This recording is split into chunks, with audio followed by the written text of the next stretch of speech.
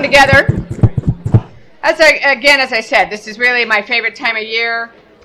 Not only do we have chief residents graduating and giving us their stories, and we have our resident research day, but it's a time of many comings and goings, and a time for one of our most special events in the department, which is the Battistella Lecture.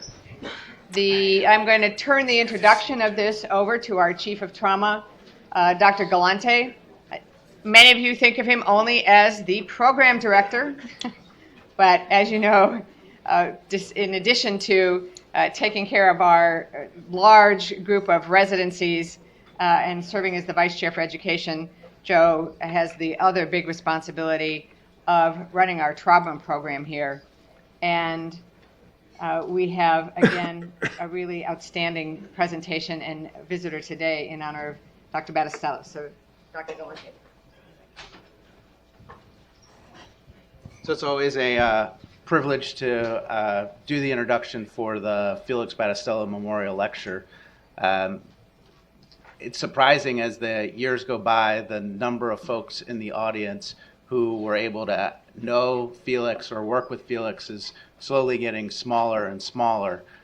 Many of you know of Felix Battistella mainly because of the meditation chapel and the dedication to him on the wall of the TNU. Felix was an outstanding surgeon and a great teacher. I'm humbled that he also had been the residency program director for a number of years before he took over the chief of trauma position. So we have quite a connection, especially since he was the one that had recruited me to come here out of fellowship. It's rather appropriate today that we're talking about regional trauma systems. Felix emphasized on rounds when he wasn't yelling at me to do the right thing for the patient.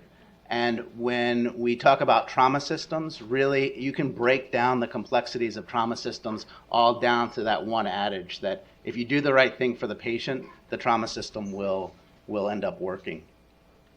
It's our great privilege today to have Dr. Ronald Stewart here from University of Texas, San Antonio. Dr. Stewart did his medical school and residency at UT San Antonio and then did a fellowship in Memphis in trauma and critical care. He then went back to San Antonio and has subsequently become chair of surgery there. Dr. Stewart's research interests are really within trauma systems, EMS and trauma delivery. He also on the website mentions that he is an expert in snake bites, which is rather interesting. Dr. Stewart has many publications and book chapters, too numerous to recount. One of the most interesting things on his CV is he was named Super Doc of Texas for many, many years, which is always a great award when you can have the word super listed in it. Dr. Stewart is also at this time currently serving as the chair of the American College's Committee on Trauma. He is leading the way on many initiatives, not to mention, just to mention a few, the Stop the Bleed campaign, which is the training of civilians to provide first aid care to stop hemorrhage after traumatic events, and also the college's efforts to have zero preventable deaths after trauma. Two huge efforts to be given by the college, and Dr. Stewart is shepherding those through and is demonstrating his outstanding leadership in those areas. So it's with great pleasure that I introduce Dr. Ronald Stewart as this year's Felix Battistella Memorial Lecture. Thank you, Thank you, Dr. Galante. It is it's an honor and privilege to be here. Visiting UC Davis as a trauma surgeon is a bit like if you're a big baseball fan and you get to visit the New York Yankees, is my view of this. You have a long history of terrific trauma care and leadership. It's an honor to to give the Battistella lectureship. For those of you who knew Felix, he's a wonderful human, a master surgeon, and a repeatedly recognized educator. To me, I really like this quote from Felix. Basically, when you get the patient off the operating table, you've basically cheated death, and it's a good feeling to give people a second chance at life. This is how I like to think of the profession. I like to think that I'm the recipient of a gift. This is from Berkeley Moynihan in 1920, the American College of Surgeons. And the honor of the profession is the cumulative honor of all those who've come before us. So we're the gift of Felix's work, and it is our responsibility to carry it forward. And that's really the best way that we could honor Felix.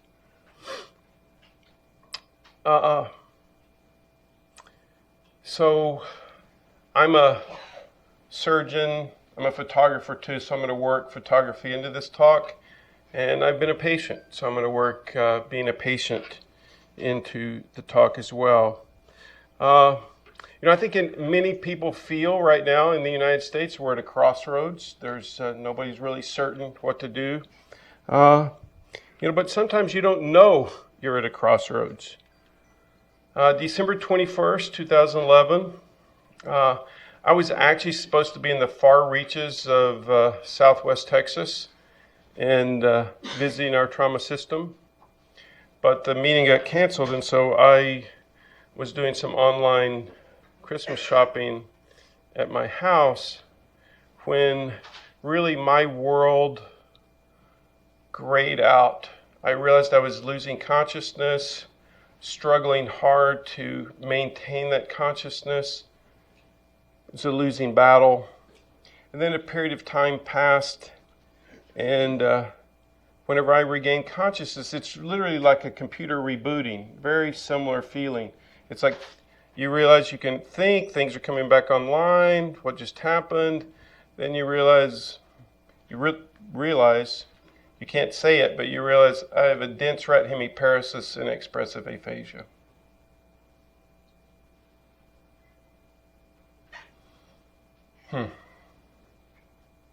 So I tried to say, I need a doctor to my daughter who was there.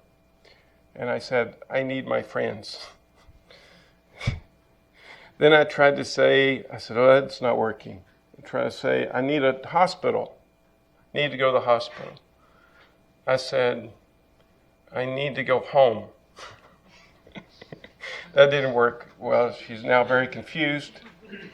And then I said, oh, let's try something else. How about neurologist? I said, I need a neurologist. And she said, well, let's see, you're saying you need your friends, you need to go to the hospital, you need a neurologist. I don't think you're friends with any neurologists.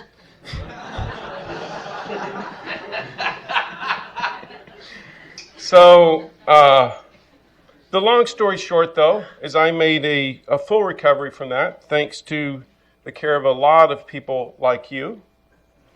And so, but it gives you time to reflect on what would be end-of-life regrets. And when people are surveyed, this comes from a wide variety of data sources.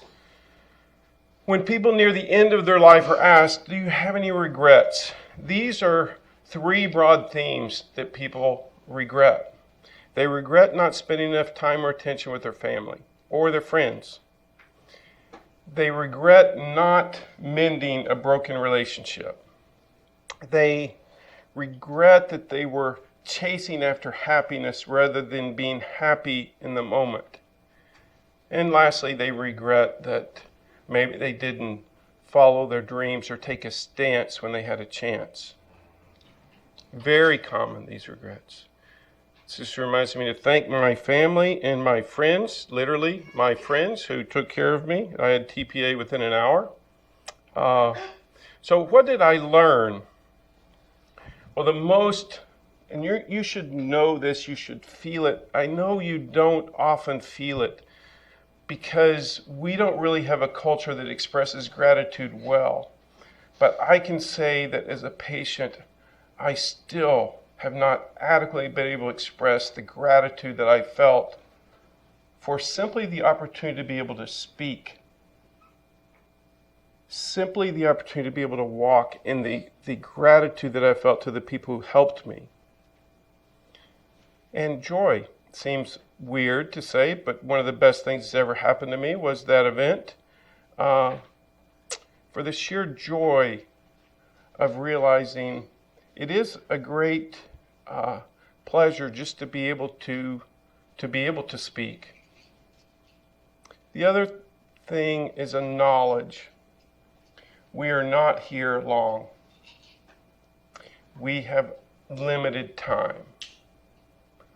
As Felix's untimely death tells us, we have limited time here. The time is now if you want to do something. The time is now if you need to do something. Not next week, not next month. We have very limited time. So thanks to all my friends at UC Davis. I have lots of connections and friends from here. It's good to see Dr. Sampson there too, previous resident.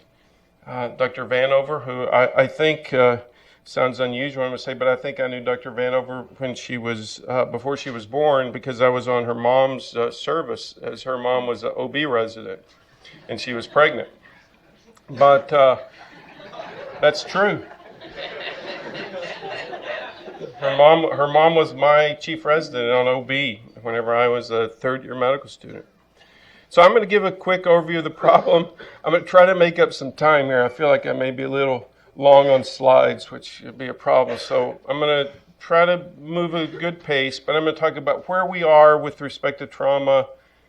I'm going to talk about leadership in a regional trauma system. I have 20 years of experience with the American College of Surgeons Committee on Trauma, and most of my experience was learned locally in a big, diverse regional system.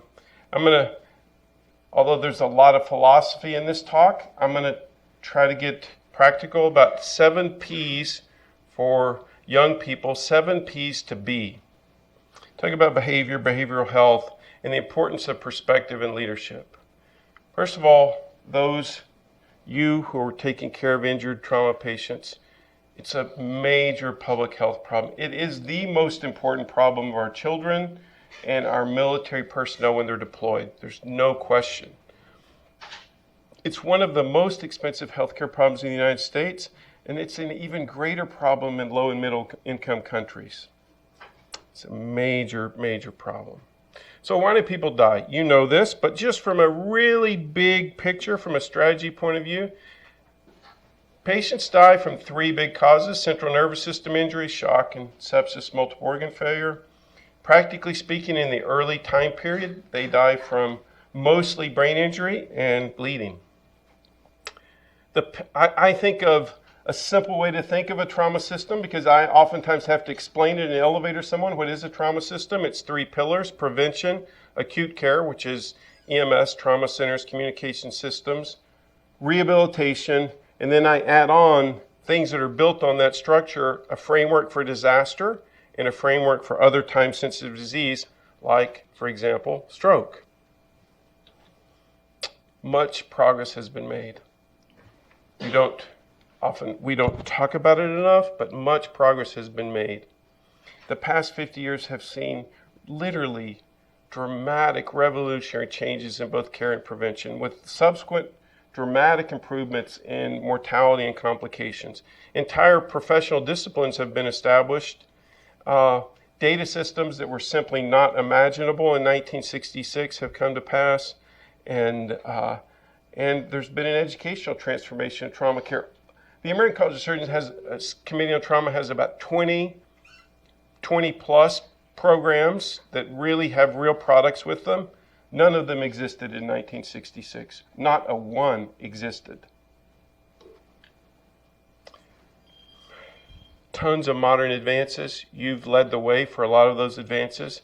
And as I said, the outcomes have been significant improvements in death and complications, improved access to trauma care, improved sophistication. You know, I oftentimes, you don't have to tell our residents this, but you know, I sometimes feel bad for our residents when they stand up at Trauma Morning Report, because what they're presenting is so much more complicated than what I presented in 1985. I mean, it was like laparotomy, DPL, you know, it's like we've made it quite a bit more complicated. So lots of improvements, as you know. The data are clear. I've got a bunch of pieces of data on this slide, but in Texas alone, one big state, a 35% reduction in mortality from the time whenever I was in college. That results in 6,720 lives every single year in the state of Texas. That's a small town in Texas. It's actually a pretty big town. So how do trauma systems save lives? Well, they save lives by setting standards and verifying those standards, ensuring availability, that resources are available, like surgeons, like equipment, coordination of care, getting the right patient to the right hospital in the right time, and performance improvement. Philosophically, all these rules were made not by the federal government, not by the President of the United States. They were made by surgeons and nurses and paramedics and emergency medicine physicians. They were made by the people doing the care. We could solve a lot of problems in the United States if we dealt with the major problems we have in such a way that the people who are doing the work make the rules to improve the care. That's a professional model. I call it freedom with responsibility. In this trauma system, a common theme, I'm going to talk about it, it requires timely, structured cooperation and communication. If you don't have timely communication, it's not structured, you don't have cooperation and communication, bad things happen. How did these systems come to be? An amazing group of people working through a lot of different organizations, but definitely through the American College of Surgeons Committee on Trauma. Erwin Thal, Jory Klein, Frank Mitchell, Charlie Wolforth, Don Trunke, Dr. Blaisdell from here, Jerry Shafton, David Root, Carol Williams. These people defined what a trauma center was, and it took them 15 years, but they set up a program to verify what those trauma centers were. And then they realized these things would work better if they actually worked together and worked with EMS. They defined all this, and it's made dramatic improvements in the care of our children and the care of ourselves. How they did it, I've already alluded to. It was based on a professional model. A model that, with the explicit statement that the patient's interests come before my own, before the hospital, before my organization. Then they partnered with government, and they endlessly discussed these things. I say discussed, they fought about them, they argued about them, they debated them, and they revised them. So, how do you deal with that mess? I want you to imagine if you came to South Texas and there's 50 people in the room. They're from competing hospitals. They're from EMS. They're from tiny EMS agencies and EMS agencies that have 500 ambulances. Well, you sit in the room and you realize, well, other than me, I don't control anything. Nothing. There's this multidisciplinary group of people with this broad skill set. They're competing with each other. There's politics. You really control nothing. But although you control nothing, you can influence virtually everything. I'm going to show you how to do that. We've coined a term somewhat in jest, but cooperation plus competition is co-opetition. How do you get to co-opetition? How do you get to that? Well, how do you do that? Well, first, the people are very important. You're critically important. I believe this quote is true, that after 500 years, the most valuable resource is definitely not financial capital or raw materials, it's people, it's talent. Those people come with knowledge, skills, vision, purpose, and set amount of time. You remember this slide about end-of-life regrets. It's very interesting when you survey organizational stars of Fortune 500 companies, stars of people from companies they want to keep. Why do they stay? Why are they staying where they are? I'm finding meaning and happiness now. I like the people. They seem like family. I can follow my dreams. Those things line up almost perfectly with those end-of-life regrets. So how best to lead those group of people? Well, first, we need to be very conscious. You need to be conscious about your decisions, about what you're doing. I can tell you, as the chair of a department of surgery, if I'm not really conscious about what I'm doing, it's far more likely that I will do unconscious harm than unconscious good. I would like to say it's different, but the truth is that it's much more likely that if I'm not conscious about what I'm doing, I will hurt the people that I want to help. 7 Ps to be: participatory, professional, problem solver, process improvement, passionate, patient, perseverant. I'm going to walk through these. I've watched people. I'm a good observer of people. In this environment that I'm talking about, the Committee on Trauma, these regional trauma systems, the people who are successful have a lot of these Ps. The first P is participation. Your grandmother was correct. Showing up is important. Showing up is important. Participating is very important. For those of you who are shy and who would rather send a text message, I would confess I'm one of you, was one of you.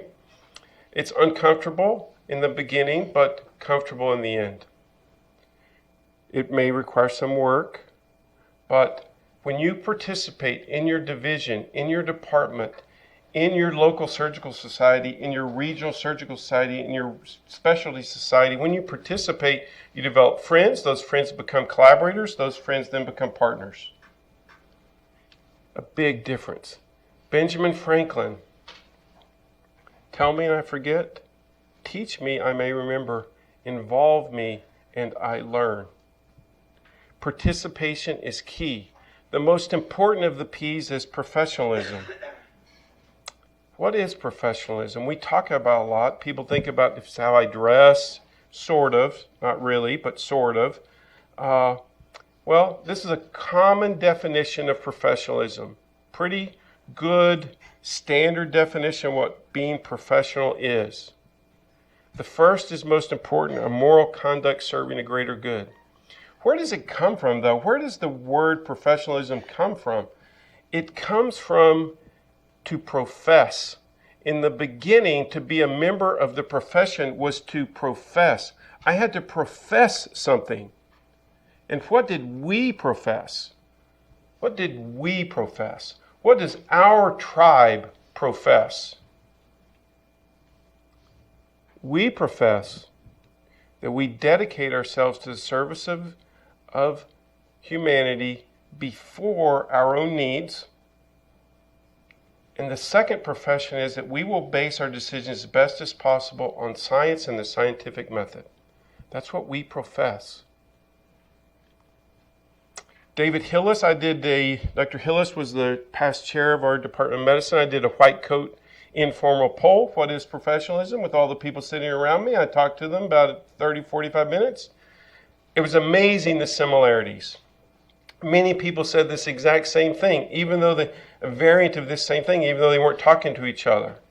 Kindness, courtesy, following the Hippocratic Oath, and he added it means competence because without competence, it's fraud. Rakesh Khurana gives to me a great overarching broad definition. I will create value for society rather than extract it. it should be worrisome to us in medicine that a business professor speaks most cogently about professionalism than we do. But I'm not putting him down. He does a great job, but it should give us pause. So what are the threats? There's real threats to professionalism. Some people don't think the professional model is even viable. They want to abandon it. Well, there's economic pressures, no question, market forces, technology, and broader social changes like incivility and bad behavior. There also is, in the modern world, noise and distraction all around.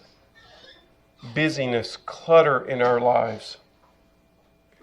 This clutter can really lead to a loss of vision, a lack of focus. So I'm more concerned about the internal challenges, things that we control. We can control our own vision, we can understand the consequences, and we can control ourselves. I'm going to talk mainly about perspective, vision, and consequences, although it's a whole nother talk. Selfishness, fear, anger, ego. The third P, be a problem solver. No one wants to be a problem creator, but we have a tendency to be problem identifiers and studiers. In medicine, at least in my neck of the woods, has a culture of no. You know it if you ever try to consult someone at 1 a.m. especially. It's like, really? The tone, the language, the attitude, you're wasting my time. It's common. If I try to get something done in my university, don't quote me on this, don't tweet it, but I have to go through 5 layers of no. You might as well know if you're dealing with me. You might as well just say yes, because I'm just going to if I'm consulting you, you just might as well come see the patient, because I'm not going to stop. But it would be far better if you just said, yes, I'm happy to see that patient. Thank you so much. That's the reason why I'm here. And yes, we can solve this problem for you. We sure can. Si se puede, it's what we say in Texas. Yes, we can. But there's 3 levels: problem creator, problem studier, problem solver. We should aspire to be problem solvers. That's what I love about the American College of Surgeons Committee on Trauma. They aspire to be problem solvers. Performance improvement. We don't have time for a whole PI lecture, but it comes in 2 varieties: personal performance improvement and organizational. I'm going to show you some photos.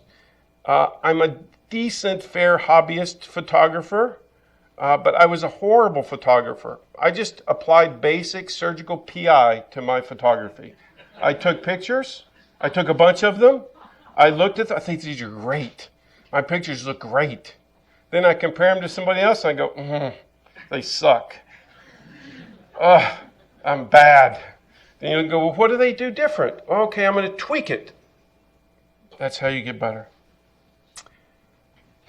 Personal performance improvement. It's very important. You cannot have organizational performance improvement if the people in the system don't share the philosophy key to performance improvement. So what is that? A comprehensive, constructive, every word is important, comprehensive, constructive, self-critical approach to patient care. You notice I didn't say comprehensive, destructive. I said comprehensive, constructive, self-critical approach. Most young people get it wrong. They come as either non-critical, I'm Ronnie, I'm perfect. Did you know I'm perfect? My mom told me I was. It must be a problem with the instrument, or you are the problem, not me. Or the more common, less recognized, destructively critical person. Destructive criticism. You need to lose those traits. Be comprehensively, constructively critical. 5 and 6, the paradoxical Ps. In today's world, if you're going to make something happen that's not happening, you must be passionate about it. people are not going to listen to you. I was not taught to be passionate by the people who trained me, trust me. I was not. Somebody went and said one time, hey, I passed my boards, and Dr. Arthur McPhee said, well, my dear boy, that is not news. Not passing your boards is news. Well, thank you, Dr. McPhee. We appreciate that. I'll be careful not to get excited the next time. You must be passionate. You must be passionate. But most passionate people are not patient. And most patient people are not passionate. You have to do both. If you're patient, you need to work on your passion. If you're passionate, you need to work on your patience. And you must be perseverant. You must be perseverant. I can tell you, I've been in my institution for a long time, and every single major clinical program has had some point in time where it looked like it might fail. It looked like it may break. And people persevere. And you get by, and you make it work. Timely, structured cooperation, communication. Remember I said, how do you get there? Consensus decision making, that's how. It's really a higher level decision making. It's much higher level than taking a vote. Getting to consensus means that if we're going to get a consensus in this room, we have to all get to a point where we don't all have to agree, but we have to agree enough that we can live with the decision. That's what having a consensus is. This takes time in the beginning. It takes dialogue. It takes you and I having a conversation. In America, we're losing the ability to have a conversation, a civil conversation where we might disagree. It takes true dialogue, and it takes respect, and it takes that level of professionalism that I talked about earlier. But it is doable. So how to do that in a trauma system? It's very simple. The people who are in that system, those people, those co-opetitioners, those competitors, if you can focus them on what's the right thing to do for the patient, they love to focus on that. They will focus on it. If you build a culture of what's the right thing to do for the patient, and that's what we're going to focus our consensus around, you can really make progress. You have to be careful I have to be careful not to deceive myself, because it's very easy for doctors to say, my interest is always the patient's interest. It for sure is. We're aligned. Is the smartest person in this room we're in now smarter than this room? Virtually never. Virtually never. If you can harness the creative vision and energy of the people in the room, there's no real need for a smart leader. I mean, it's helpful to have a smart leader, not to have a dummy, but actually, if we can work together, you can make real, very solid decisions and progress. So for those of you who think there's real weaknesses of consensus decision making, I was in an elevator in Washington, D.C. and heard some people who didn't understand consensus basically making fun of it. Well, there is a risk of paralysis. If we have to all agree, you may get nothing done. But to me, that's usually losing sight of the centering goal. If we're focused on what's the right interest of the patient and we need to do something, we will figure out what to do. It's not too slow. It's too slow if you're not practiced in it. You can get to groupthink, but you can avoid it. You can use the power of the group to improve your decision making. And some people think it's a sign of weakness. It is not a sign of weakness. It is not. It's not always the right decision strategy. It's not always the right leadership strategy, but it's extremely helpful in the environment I'm talking about. So what are pitfalls that successful people like you and sort of me, what pitfalls do we have? Winning all the time. The belief that you need to win, I need to win every single time. What that means is I need to win every single discussion with you. You must believe the way I believe, and I must convince you. Well, that makes for some really long meetings, let me tell you. You get 10 surgeons in a room, and they all want to win. They will argue about the most ridiculous thing because they want to win. Another variant of winning all the time, by the way, this is a really good book. Marshall Goldsmith's What Got You Here Won't Get You There is a very good book. Adding too much value. My belief that I must add my 2 cents to every single discussion to make it better. Make it better. Long meetings, let me tell you. So for those of you who I know you're troubled by that statement I just made, is there something wrong with winning? I mean, come on. What are you? Stewart? I mean, honestly, we are win-lose. You're inculcated in win-lose. Stephen Covey has great insight to this. Some people are lose-win. I'm going to lose. I'll just do it. Again, I'm going to lose. Or I'm just win. I win every time. I won. Give me my sticker. Or some people are lose-lose. I'm going to lose and you're going to lose. We're going to lose together. And I'm going to be happy to lose because you lose. So I'm happy. That's awesome. I mean, really? Come on, please. No. Win-win. You should look for a win for you and a win for the people you're trying to come with consensus. What is the right thing to do for the patient that's a win for the patient? If it's a win for the patient, it's usually a win for all of us. And to really get to consensus, win-win or no deal. We both win or we have no deal. We both win or no deal. Many, many problems can be solved with that thinking. So what are causes of unprofessional behavior in surgeons? First of all, just to be fair, I'll give everyone in the room a break. Difficult situations, difficult patients, difficult colleagues, difficult times. It's a hard job. It's not an easy job. It's a job, though, you're well prepared for. Needing to win all the time. I've talked about arrogance. I did a survey once of surgeons. Somebody had a whole paragraph on arrogance as a virtue. It's really the bad sibling of confidence. Confidence is critical. What's the difference in confidence and arrogance? Well, confidence is the belief that I can do it, that I will succeed, even if the odds are against me, the belief that I will succeed. Arrogance is I believe that I'm better than you. Tradition, A, B, C, D. You know this tradition? Accuse, blame, criticize, deny, A, B, C, D.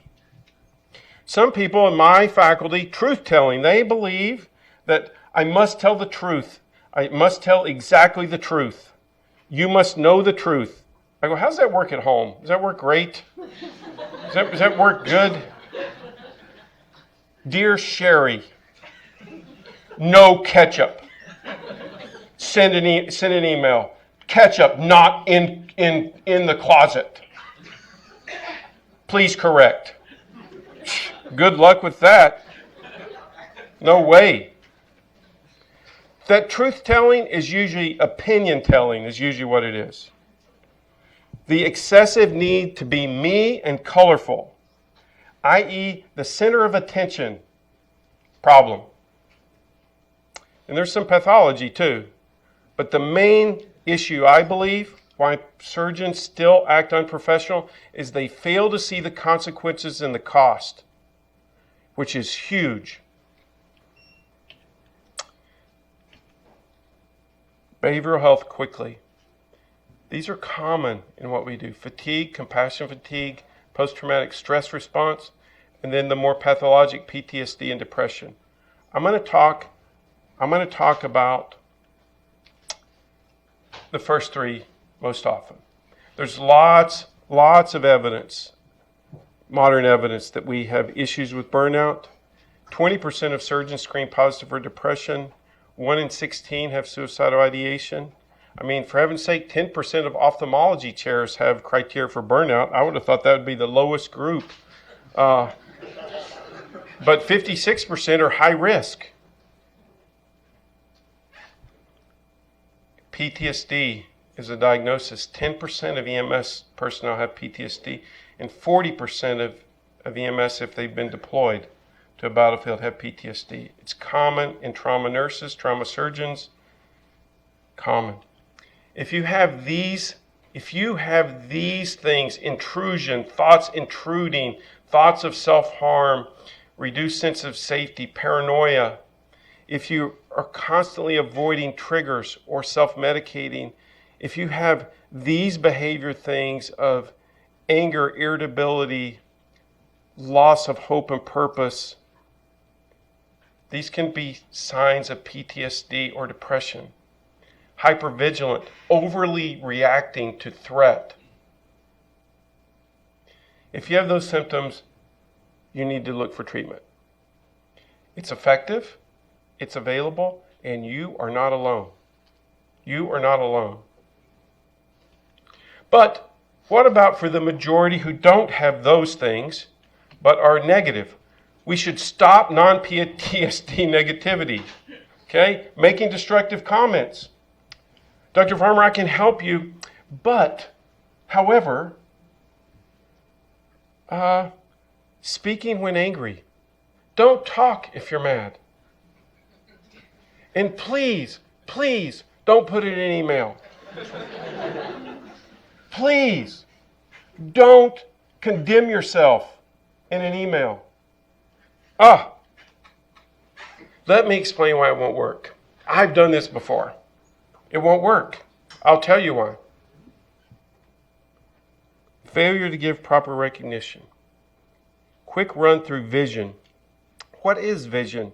What is vision, true vision? What is vision from an artistic point of view? Perspective. Think about if you're doing an operation. Okay, you're doing an open operation or laparoscopic. You have to have the right perspective. If you're trying to look at the gallbladder through the liver, that's the wrong perspective. You have to look at it so you can see it. You have to frame it. So the camera has to be, on the gallbladder. You have to have appropriate illumination. If you don't, you can't see it. And it's important to know the context. Is the patient dying or is the patient very stable?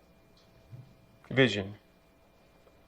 Do we have an inappropriately negative view of our profession? This is Dr. Liao. Don't you tweet that to her. This is from 2007, Leon Benson, who's, I believe, a very good orthopedic surgeon, taking call. And if you read his quotes, he basically gets to all the things in the ACS Board of Governors survey, except for malpractice reform. And then in the end, he sums up and says, gee, I don't know if I want to do that anymore. Even worse, this is from an ACPE survey. I mean, just get the tone of this. We all became angry people, angry at our patients for being sick, angry at our colleagues for calling, and I intend to change careers as soon as possible. So I'm going to give you a photographic exploration of perspective, illumination, and context. And I'm going to say, do we have a problem, or is our problem really one of perspective and illumination? First, Ambrose Paré. This is a wonderful quote from Paré. It's his own quote, 500 years ago. He watches an operation for the first time, and he says, it appeared to me to be beautiful and best of all things to work thus for the relief and cure of suffering. A 12-year-old. Oh, my gosh. How amazing. Wildflowers, one of them, my second favorite subject. Bluebonnet. It's beautiful. You have lupines here that are bigger and prettier, but we really like our bluebonnets. They're delicate, they're enduring, they're a weed, but they're very beautiful and they're very tough as well. That's Lady Bird Johnson sitting in a field of them. She's responsible for planting them all along highways in the United States. This is a typical field of bluebonnets. It's really inspirational, don't you think? It looks like weeds. You might even notice the flowers. We're going to focus on this one. You see that one? It's very attractive, don't you think?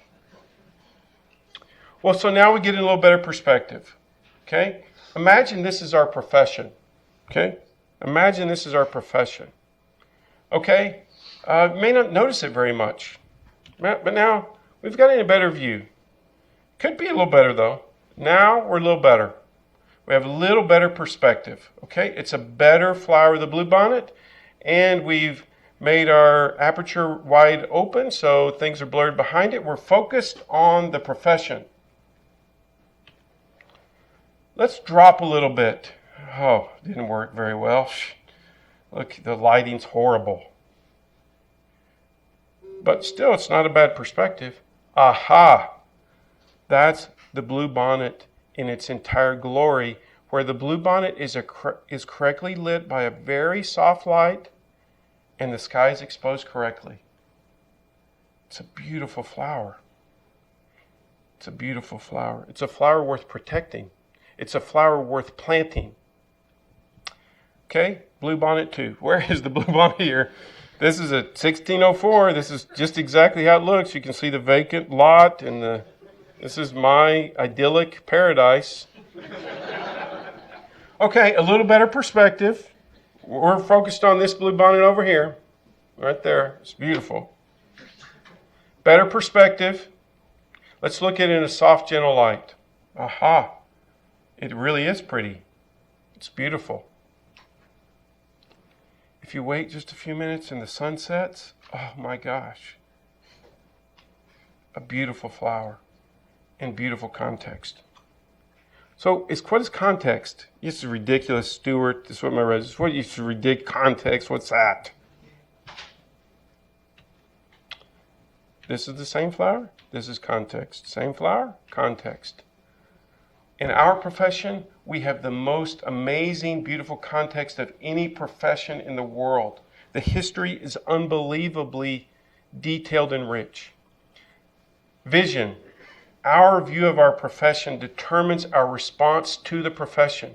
If I view it as something beautiful, gentle, needs to be preserved, my response is different. And we risk our profession becoming in a vacant corporate lot. Okay, quickly running through some flowers. Simple little ornamental flowers. You may say, gosh, times are too turbulent. It's too difficult to do anything. You can see how beautiful the flowers look with the stormy sky in the background. They really do look better. The beauty of the flower shows in stormy times. You may say that I'm different from everyone else. I don't fit in. Look how the little flower with this pinky flower, whatever color that is, pink, with all these yellow flowers looks so much better than the other flowers. You may say, if there's any students in the room, I'm too small. I'm too small. No, you're not too small. So I believe we should reframe the profession from a more correct perspective. And we should be conscious about shining a soft, gentle light on the profession. And that way we can view the beauty of the profession. How? How, you may ask? How to get to a place where we have improved patient care, healthier physicians, and a better society. We're going to turn back the clock to 1850. I said, what's this Harry Ransom Center? What is this thing? I'm like, well, I didn't know. Harry Ransom wrote this article that I stumbled on it from 1952. So who is Harry Ransom?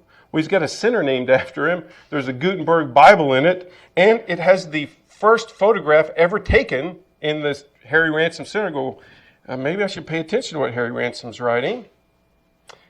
He wrote about Sherman Goodwin. Sherman Goodwin was a New Englander who came to Texas. Where'd he come? He came to Victoria, which was a frontier, desolate post. There were 800 people in it. The Comanches had just raided it, and it was a poor place. So what's my world compared to Dr. Goodwin's world? Is it less convenient? Do I have less comfort? Do I have less support? Do I have less knowledge? Do I have fewer resources? Do I have lower pay than Sherman Goodwin? No, no, no, no, no, no, no, no. Sherman Goodwin's writing in his journal. He's not an academic. He's writing to himself. He never thought this would be published. He's writing to himself. He wrote 7 reasons why he practices medicine. The first, he says, how many times, why science, why medicine? What are the rewards? The doctor's rewards are subtle and unsure, none of them easy to earn. He comes up with the first, the sense of life going on. Questions, outcropping, natural and expected answers, startling ones. He's talking about wonder. I remember the first time I saw a scanning electron micrograph, I thought, oh my goodness, how beautiful is that? And even the routine things we do, gallstone ileus there in the corner, disaster, horrible duodenum at the top, amazing that Sherman Goodwin had no vision of any of that. Second, he says there's the working of a cure. And you have to think, he didn't cure a lot of people. But he cured some. If you go to a Spurs game, there's high fives all around, there's beer being served, there's celebration, there's music. I mean, the Spurs won. Okay, well, my world changed? Not really. Sort of like getting a haircut. I mean, I feel better, but didn't change a thing. You do appendectomies, which is a life-saving procedure, cholecystectomy, a life-changing operation, hernia, burns, long bone fractures, stopping bleeding, putting in a chest tube. These are life-saving procedures. Nobody gives high fives unless they're putting some stitches on the aorta. A perirectal abscess. It's a life-changing, incredibly beneficial operation from the patient point of view. It deserves high fives, music, celebration. But we don't. No, we don't. He says 6th. I'm not going to give you all 7. You should read all 7, though. They're awesome. He says, it is something. He's talking to himself, remember. It is something to have labored for the betterment of life. Oh. I went, oh my gosh. And you hear the echoes of Ambrose Paré 350 years earlier. Beautiful and best of all things, thus to work for the relief and cure of suffering. Oh, unbelievable. So for those of you negative people who say, oh, we got to save a bunch of lives. We got 130,000 people dying. We got to solve that problem. What about the value of one life? One life. Actually, Dr. Blaisdell, I did research. Dr. Blaisdell wouldn't have been here if his grandfather hadn't had a diary in the Civil War. His great-grandfather stopped a bullet, broke some ribs, but stopped a bullet. He wouldn't have been here. What if Dr. Blaisdell wouldn't have lived? One life.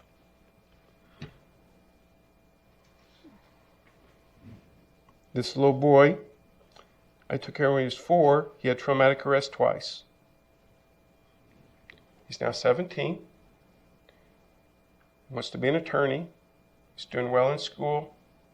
Good soccer player. One life is worth my entire career.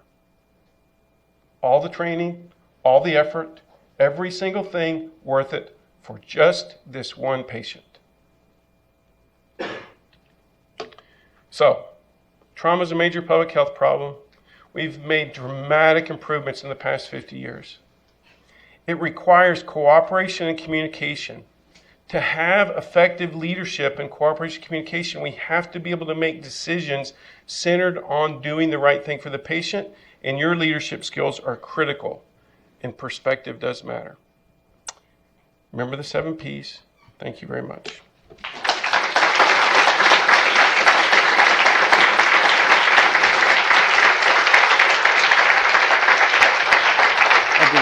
questions.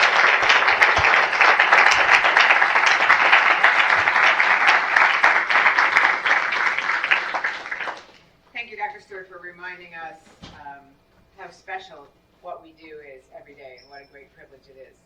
Thank you for reminding us the privilege of being able to remember Felix Battistello today, and you're honoring him in that.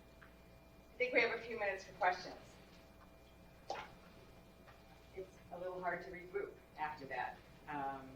Don't be shy. You can ask There are hard very few questions shy too. people in this Yeah. group. Yes, sir.